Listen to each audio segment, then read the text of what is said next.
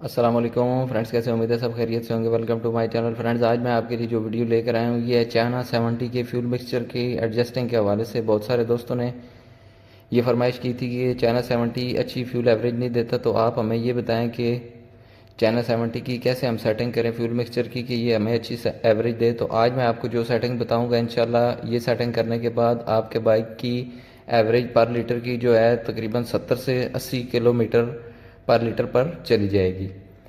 तो ये फ्रेंड्स आप देख सकते हैं ये चाइना 70 का जो कार्बोरेटर है, इसमें एक अप मॉडल का आता है एक डाउन मॉडल का। ये अप मॉडल वाला कार्बोरेटर है और डाउन मॉडल वाला जो है उसमें भी और अप मॉडल वाले में भी दोनों में सेटिंग एक ही है। सिर्फ फ्यूल मिक्सचर की जो ये स्क्रू हैं, ये जो डाउन मॉडल है उसका दूसरी साइड पे है और अप मॉडल का सेम साइड पे ही दिया गया है। तो ये मैं आपको सेटिंग बताता हूँ। ये इस तरह से आपने इसका आरपीएम जो है वो बढ़ा लेना है थोड़ा सा।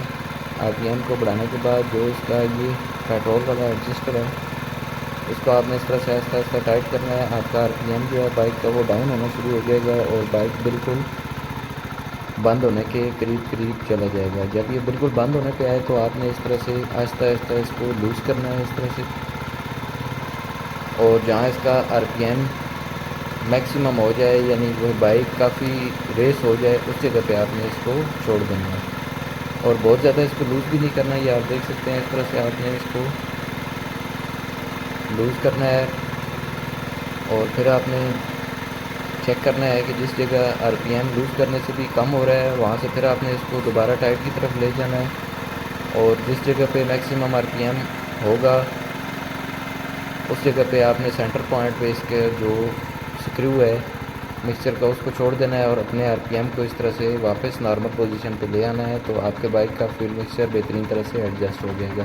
तो फ्रेंड्स, कमेंट्स में ज़रूर बताइएगा कि आपको हमारी ये वीडियो कैसी लगी और हमारे चैनल को सब्सक्राइब करना और बेल आइकन को प्रेस करना मत भूलिएगा। इंशाल्लाह नेक्स्ट वीडियो में फिर मुलाकात होगी। इसके साथ ही अल्लाह हाफिज़।